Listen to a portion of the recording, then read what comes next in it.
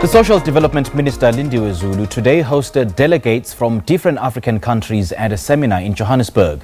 The seminar is a build-up to the 25th International Conference on Population and Development Summit to be held in Nairobi, Kenya next week. The summit will focus on issues such as power of gender equality and youth leadership. Jacques van Zuydam is the Chief Director of Population Development at the Department of Social Development and joins us now live from our Pretoria studios. Jacques, a very good evening to you. Thank you so much for joining us. Welcome to the Globe. Good evening. Thank you very much for the invitation. Now, before we talk about the seminar you held this morning, do talk to me about the significance of the Population and Development Summit, which will be held in Kenya next week. Why does sustainable population development matter? Yes. 25 years ago, under the auspices of the United Nations, all countries of the world gathered in Cairo, Egypt, to agree on an international program of action on population and development, which basically sort of set out an agenda that touched on what you've referred to, gender equality and the empowerment of women, sexual and reproductive health and rights, including the right to choose one's own, one's own choices when it comes to reproduction, like the number of children one wants to have, mother and child health, education, etc. So that program, coincidentally, is just as old as our democracy in South Africa. And it was the first international UN conference that our democratic government participated in and of which we endorsed the program of action. So after 25 years, obviously recently the international community agreed on the Sustainable Development Goals, and the international population program can contribute to the achievement of the Sustainable Development Goals. So it's a time to take stock for government, civil society organizations, etc., to take stock, look at the progress that has been achieved, as well as identify the challenges that still lie ahead, which are many.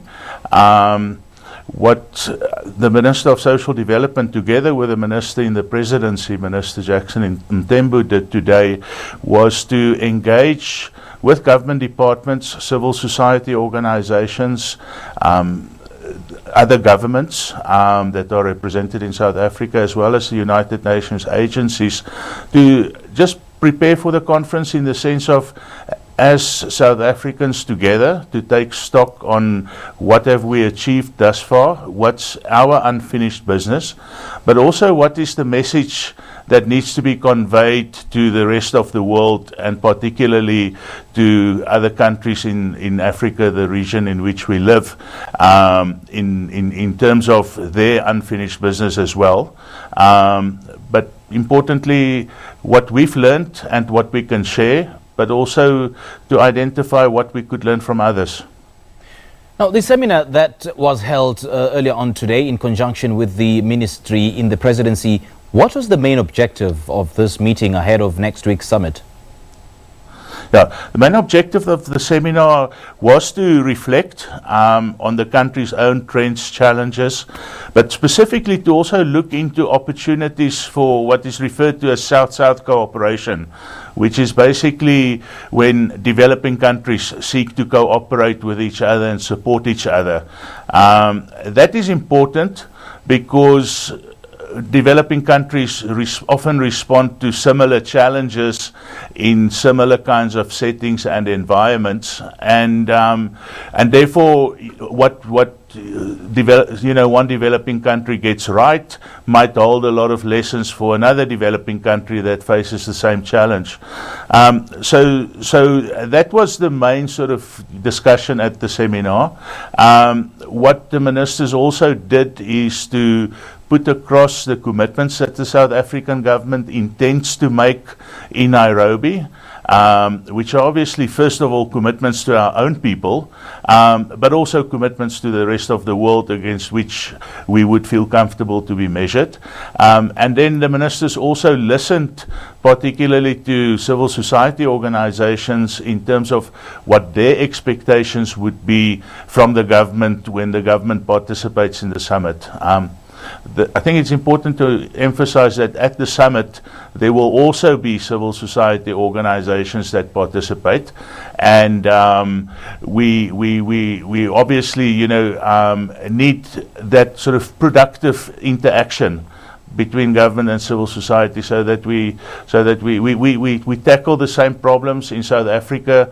We adhere to the same values that are entrenched in our constitution, and we'd like to go out there, in the instance of South Africa, almost as Team South Africa, to share with the rest of the world what we believe needs to be done in order to improve the quality of life of people not only in our country but worldwide. Now, you mentioned some developing countries react similarly with other developing countries to certain challenges. Now, 25 years later, many women and girls around the world still face enormous challenges, be it gender violence, access to education, and even child marriages in some parts. What is it that authorities are not getting right in terms of population development? I think many countries are maybe one should say reluctant, conservatively reluctant to recognize that human sexuality and maybe human sexual behavior are an integral part of being human. In many instances, you would find that lip service may be given to gender equality, but when you look into the status of women in countries, you see that it is not nearly equal. So there are parts of the world that really sort of, don't have the kinds of things that we've started taking for granted in South Africa.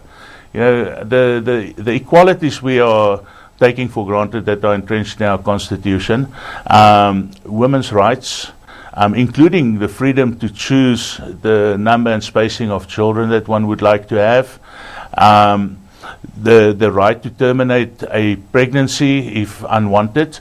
Those things we've become accustomed to over the past 25 years. But in many societies, girls grow up and women live without even, sort of the possibility of accessing those rights. What is important for us is to show that when one does recognize such rights, even simple things like when one allows girls to go to school exactly as boys go to school, that there are tremendous benefits for a country in its own development when one does that. That is, that's the sort of message one has to get out there. What we also are endeavoring to do in the government delegation to Nairobi is to show that when one chooses that road, it's still not an easy road. It requires commitment and it requires investment. You can't just pay lip service to, for example, youth development or creating opportunities for young women. You also have to put the finances there.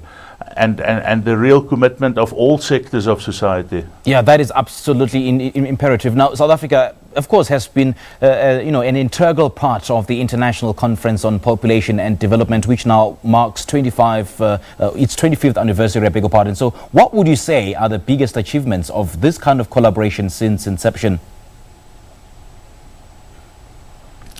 Sorry, just repeat the kind of collaboration? I mean, what are some of the gains or, the achievements since the ICPD? I think,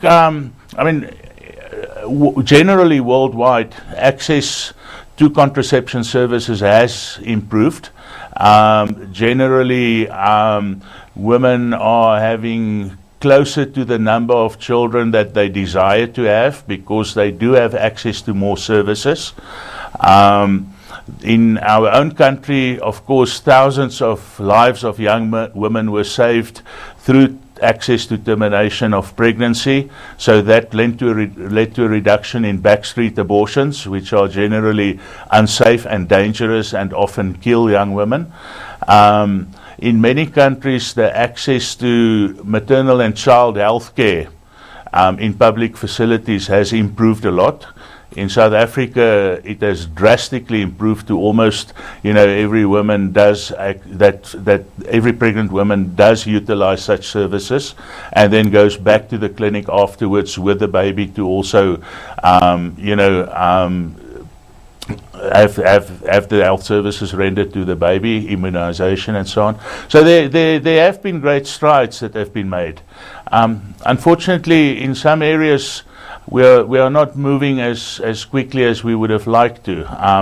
In our own country, but in many other countries in the world as well, one still sees many teenage girls fall pregnant unintended, because they do not have access to information or services. We still find that, Mr. van Zuydam, thank you. Thank you so much for your reflections and for your analysis. Much appreciated. Yes, thank you very, very much. Well, it's an absolute pleasure. That was Jacques van Zuydam, the Chief Director of Population Development at the Department of Social Development, speaking to us live from Pretoria.